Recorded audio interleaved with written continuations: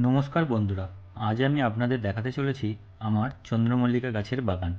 দেখতেই পাচ্ছেন এখন গাছ ভরে ফুল হয়েছে এবং কিছু কিছু গাছে কুঁড়িতেও ভরে গেছে। এই গাছটা আমি কোনো প্রফেশনালভাবে করিনি, একদম ঘরোয়া এবং নিজের মতো করেই করেছি। বিগত 2 বছর আগেও আমি গাছ করতে পারতাম না, তো এখন বেশ ভালোই গাছ হয় এবং খুব সুন্দর ফুল হয়েছে। তো আমি এই ভিডিওটাতে আজকে বলবো কিভাবে আমি এই ছোট চারা গাছ থেকে এই এত সুন্দর বড় করে গাছ ফুল পেতে শুরু করেছি।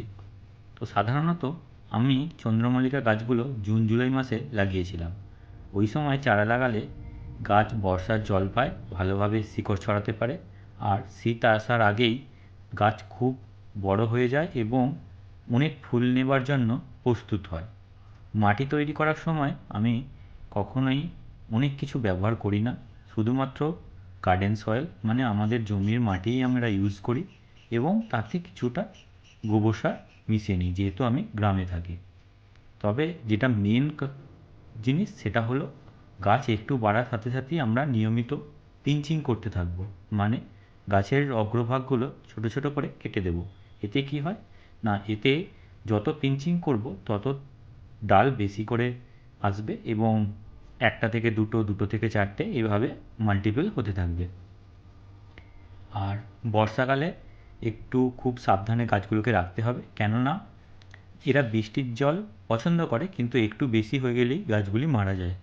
তাই গাছগুলোকে যদি বর্ষাকালে মাটিতে বসান তাহলে অবশ্যই একটু শেডের নিচে রাখবেন, যাতে বৃষ্টির পুরো জল না পায়। তো মাঝে মাঝে বৃষ্টির জল ধরে নিয়ে গাছের গোড়ায় দিতে পারেন, সেক্ষেত্রে গাছ খুবই উপকৃত হবে। কিন্তু পুরোপুরিভাবে বাইরে রেখে দেবেন না, তাহলে কিন্তু মুশকিল হবে। আর এখন দেখুন গাছ ভর্তি কুঁড়ি এসেছে, একটার পর একটা ফুলও ফুটছে।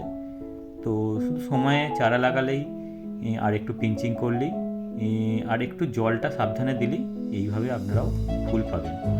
তো আপনারা যদি সাধারণত এইভাবে ঘরোয়া পদ্ধতির চন্দ্রমুখী করতে চান তাহলে এইটুকু যত্নই যথেষ্ট।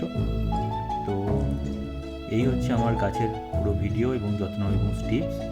তো যদি আপনারা এইভাবে করতে চান সামনের বছর থেকে শুরু করতে পারেন।